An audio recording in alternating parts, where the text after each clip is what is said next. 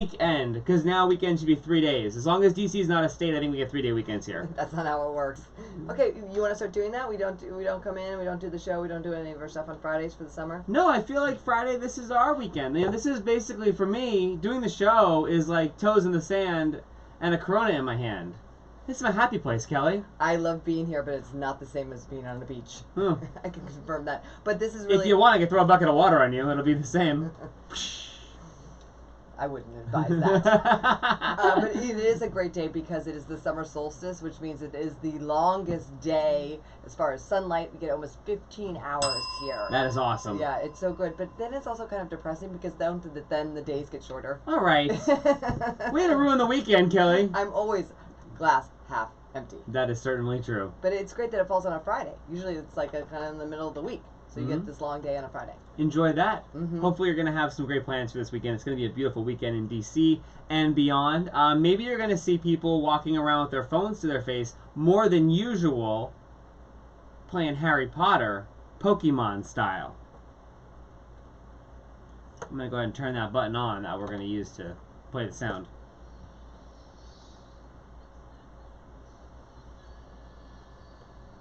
So Senior Intern Little Fox brought this to our attention, that there is a Pokemon Go style Harry Potter game. Yes, there is. I want to hear all about it, but what do you mean by Pokemon Go? Like you are collecting things like No, like reality? how you use your phone and you use your phone, but like you're not collecting Harry Potters, but you're viewing through your phone this world of Harry Potter laid over the regular world. Got it. Okay, so how's it going so far? It's going pretty well. I downloaded it. It released in the U.S. and I think the U.K. yesterday, but it's been out in Australia and New Zealand for a while. Have you captured anything? The tutorial when you like set it up is you kind of like find Hagrid and like return him back to Hogwarts. Is he a bad guy or a good guy? He's a good guy. Okay. He's keeper of the keys. He kind of takes care of the grounds at the school. Yeah, you don't want to capture him for too long because he's got to take care of things. Right, you gotta feed him and water him, and I'm sure there's like a box you gotta put him in and poke holes in it and everything. But basically, the premise of the game, it's like it takes place after the movies end. You know, Voldemort's defeated. Blah blah blah. Of course. Spoiler alert. Oh please, Tommy, it's been years.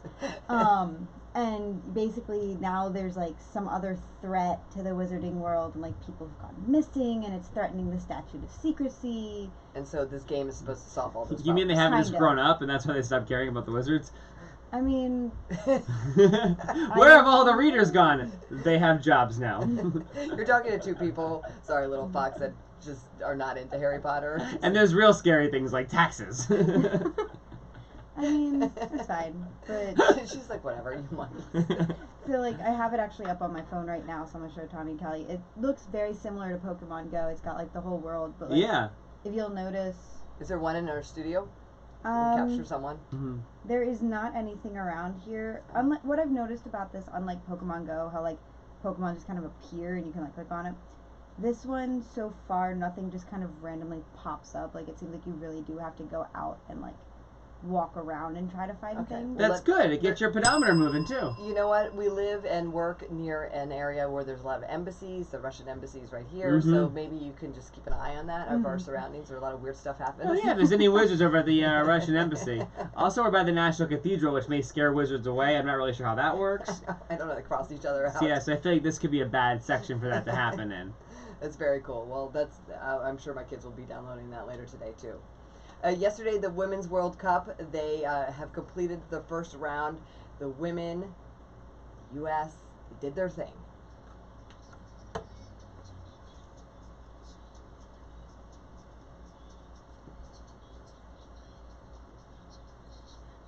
Yes, so the next round is the elimination. Single game elimination. So this is when it gets real. And your point system based on that puts you in a different bracket for where you rank in this single elimination. Yep, so they're playing Spain on Monday. It'll be good to see those girls keep on doing their thing. That's awesome. Way to go, ladies. Way to make us proud. That's amazing. And enjoying the longest day of the year. That's just awesome.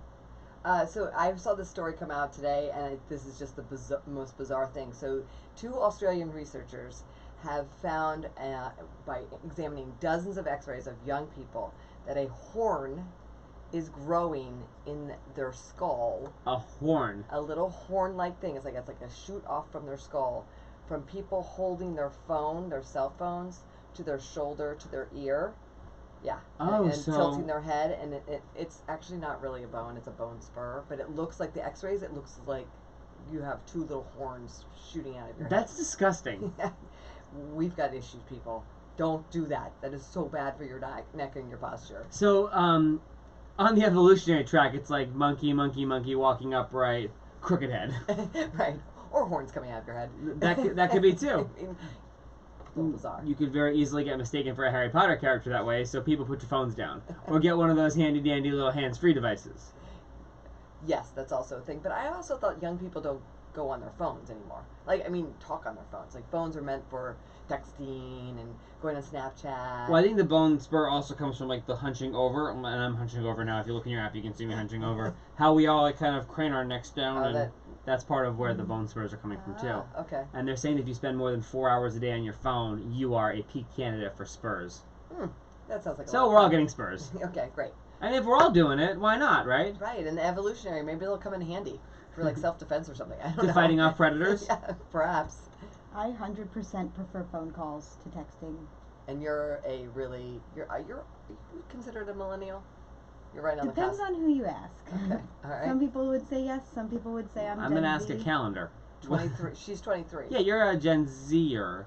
I think, I think I would identify more millennial, It's a very millennial thing to say. but I don't know. Like, I kind of fall in both. Like, I feel like I'm probably on the line. Oh. Okay. It's best of both worlds. I'm an elder millennial, so I feel that I can appreciate Gen Xers, which is why I can translate for Kelly sometimes. Yes, I am dead on a Gen Xer, but I'm raising the next generation, so it's just very strange. So this morning I saw on the news, and I was like, oh, Kelly's gonna have comments about this, and then you decided to put this in our show plan to talk about it today too. Mm-hmm. The couple that won $80 million in the lottery in the middle of their divorce, and I say couple because legally she has a claim to some of his $80 million, correct?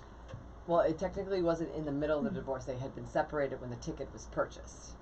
And then they started divorce proceedings. Mm-hmm. And so, yeah, I mean, the court decided that it's 50-50. Now, after taxes, it was about $40 million, and then you divide it, and her share ended up being like $15 million or whatever. But that's how it works. And this is the thing about divorce. First off, the law is the law. Mm-hmm. Second off, divorce is all about compromise. It's what we're gonna do.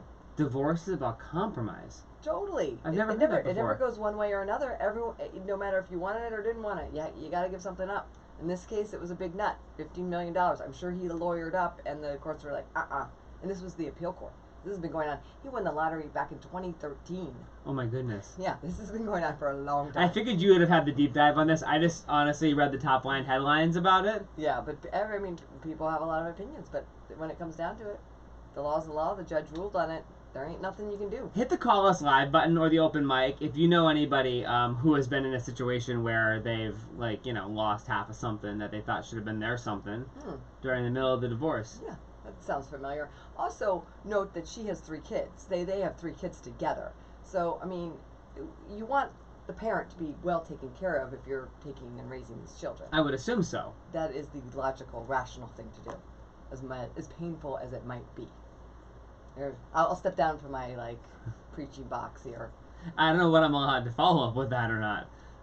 Pretty much nothing. Got it. If anybody has any stories, we'd love to have a little story time. Hit the call us live button if you're listening live in the morning at 202-908-1288, or the open mic button is always a great way to dive in and hit us up if you want to chime in on a story.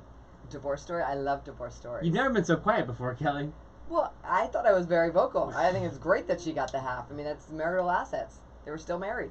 And, can you write a, lottery winning in your prenup? You could. Huh. Yeah. I'm married for the second time, and I have a prenup, and we didn't put the lottery ticket thing in there. Who gets me in the divorce? You're not in there either. Oh, okay. Great, so I get to decide on my own? Yes. All right, well we're not getting divorced, so it's I'll all keep good. that in mind. Well, I hope not. But, gotta prepare, Kelly. You said it's like insurance policy. You gotta prepare. Right. You gotta be ready. I would have thought you would have wanted me. I'm so sad now. Hit the call us live button if you want to get involved. And coming up, if you had only 15 hours to spend in D.C., how would you judiciously do that?